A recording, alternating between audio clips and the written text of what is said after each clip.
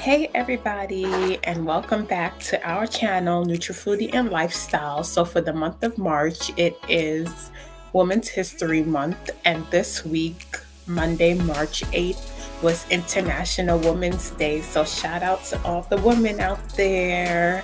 And I said for this month, I wanted to do something a little bit different and talk about different things, and not only just nutrition, because I talk about health promotion too.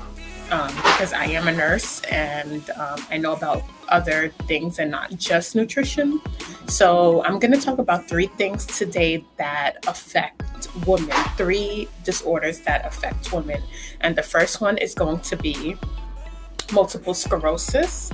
And the month of March is also MS month, which is multiple sclerosis month, which is why I wanted to talk about that.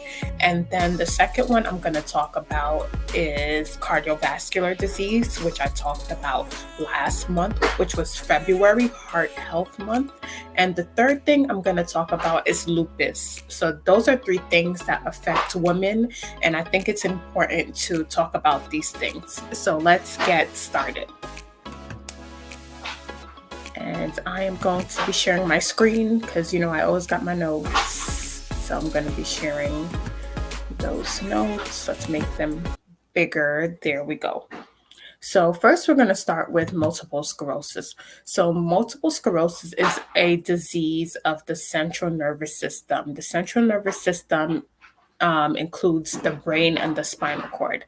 I'm not going to get deep into anatomy, but there are different parts of the nervous system. So the central nervous system controls your brain and your spinal cord. So what happens in this disease is that it's an autoimmune disease, which means that the body is attacking the nerve cells. And that's what happens during multiple sclerosis. So there's something on the nerve cells called myelin sheath. And the myelin sheath protects the nerve cells, and it also allows signals to be sent on our nerve cells so that we feel pain or, different type of things we can feel, or allows our brain to work, movement, and things like that. So the myelin sheath, which is the protective covering of our nerve cells, deteriorates in multiple sclerosis. So you can end up having sensory, motor, or cognitive issues. So sensory meaning like with hearing, vision, motor skills, your movement, and cognitive, like your thinking skills and things like that. So the cause of multiple sclerosis is unknown, and it is said to be linked to genetic and environmental factors. Genetic one being a female and certain genes, and environmental is infections and vitamin D deficiency. And I learned about multiple sclerosis before, but I didn't realize that vitamin D was like a big thing leading to multiple sclerosis. And it's funny because I went through chronic pain for 2 years. And from 2015 to 2017, I dealt with chronic pain, and that was a lot on my body. And one thing I did always notice when I went to the doctor was that I was low on vitamin D. So at one point, I did think that I had MS, but I didn't. They said that maybe I had fibromyalgia, and sometimes I still get that pain now, but it's not as bad as it was. But I do get pain from time to time when I do certain things. It feels like that pain never went away. So vitamin D is important for that can be linked to MS. There are 4 types of multiple sclerosis, but I'm not going to get through that in this video. But here are some of the signs and symptoms. You can have vision problems. You can have tingling and numbness, pains and spasms, weakness or fatigue, balance problems or dizziness, bladder issues, sexual dysfunction, and cognitive problems. And then I threw in here nutrition for MS. There is some evidence that a low in diet low in saturated fats and supplemented by omega-3 diets is the best for multiple sclerosis, even though there is no recommended diet. But this is what I read, and I just took it directly and put it in here so you guys can see. So omega-3s, fatty fishes, cod liver oil, flaxseed oil, omega-6, and omega-9s. And if you go back to my last video, which I'll link all those videos at the end of this video, I talked about all of these things. Last month, I talked about fats. And prior to that, I talked about carbohydrates, and I talked about so many different diets, that are important. So go and check out all those videos. Vitamin D is a hormone, and it has many functions in the body. It promotes the absorption of calcium, and it's necessary for bone health. It supports the immune system and infection. So that's why it's important for multiple sclerosis to have vitamin D intake. And you can get that from salmon or tuna, beef, liver, eggs, pork, fortified milks and juices. And another important, or you can supplement vitamin D and take a vitamin D supplement. But another important thing for multiple sclerosis is biotin.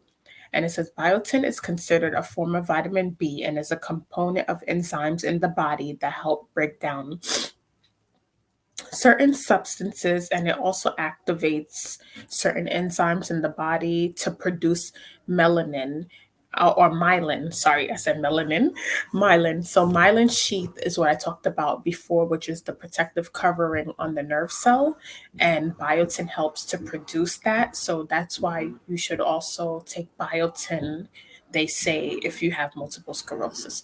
So now I'm going to jump into cardiovascular disease, and I hope I made that very clear. So for cardiovascular disease, I talked about this last month, so I'm going to just breeze through cardiovascular disease briefly. But cardiovascular disease is any condition that affects the heart, the blood vessels. It can mean hypertension, atherosclerosis, arteriosclerosis, high blood pressure, blood clots. Anything that affects the heart is considered cardiovascular disease. And heart diseases that affect women more than men, which I found in research, is coronary microvascular disease, a problem that affects the heart's tiny arteries, and broken heart syndrome, extreme emotional stress leading to severe but often short-term heart muscle failure. I didn't know about the broken heart syndrome. I had never heard about that, like when I was in nursing school. So that was interesting to know. And signs and symptoms you can have is uncomfortable pressure, squeezing, fullness of pain in the center of your chest. It lasts more than a few minutes and then goes or comes away. And it goes away and then comes back, sorry. And these are the signs and symptoms for like heart attack in a woman, because they say the symptoms are different from men and women. So these are the signs and symptoms for women. You can have pain and or discomfort in one arm or both arms, in the back, in the neck, in your jaw, and in your stomach. And you can have shortness of breath with or without chest pain or discomfort. And other signs and symptoms that women get is breaking out in a cold sweat, nausea, or lightheadedness. So those are the different symptoms. And we can, yeah, I said we can get nausea and vomiting. And it says, and I put nutrition for cardiovascular disease is to avoid junk foods. I talked about all of this last month. Please go watch those videos on fats. Avoid processed foods. Stay away from saturated fats and trans fats. Eat fruits, vegetables, nuts, lean meats such as salmon, lean meats, and then eat fish such as salmon. Eat a low sodium diet, a low fat diet, but increase your fiber and your protein in your diet. And the last thing we're going to talk about is lupus. Lupus is a autoimmune disease as well, like multiple sclerosis. So with the lupus, it attacks your immune system.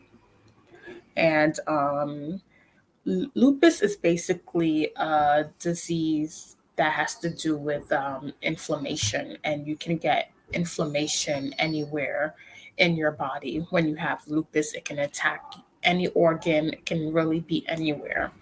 So I know a lot of women get lupus, and lupus affects everyone different, but some people might have mild symptoms and some people might have severe symptoms. People will have flare ups and then go into remission. The symptoms are fatigue, fever, which means you get frequent fevers. So if you get fevers or low grade fevers and you're getting them a lot, that could be a sign that you might have lupus. And then hair loss and hair thinning is a big sign. One thing I remember learning about this when I was in nursing is you get like a butterfly rash on your face, like around the cheeks, and it ends up looking like a butterfly. And then you'll get pulmonary problems in the lungs. The lungs can become inflamed and swollen. And when your lungs become inflamed and swollen, it makes it difficult to breathe, like your respiration in and out, because that inflammation, and it affects like your diaphragm and your rib cage. It's going to be very painful. And then you can have kidney problems and inflammation of the kidneys. So you have to look for signs and symptoms such as like blood in your urine, dark urine, things like that. You can get swollen joints or probably feel like you kind of have like arthritis. And you can have gastrointestinal problems, thyroid problems, dry mouth, and eyes. So there's a lot of stuff that come with lupus. And the things that make it difficult with like autoimmune diseases or certain things is the diagnosis, because these signs and symptoms can be signs and symptoms of something else. But it's always important to get checked out, and make sure to see what it is. And I put nutrition for lupus is to eat a well balanced diet with lots of fruits and vegetables and omega 3s, salmon, tuna, mackerel, and sardine, citrus fruits, get that vitamin C, avoid processed foods, junk foods, and any foods that cause inflammation in the body. Dairy is a big check plus, known to cause inflammation in the body. So, guys, that's all for today. That's what I wanted to talk about. And I think it is very important as women for us to know certain things that might affect us more. Oh, sorry for the shake. Certain things that might affect us more than men. So, guys, I hope you enjoyed this video. If you have any questions or comments, please leave it down below. And don't forget to like and subscribe to this channel if you have not done so already. Bye, and happy International Women's Day.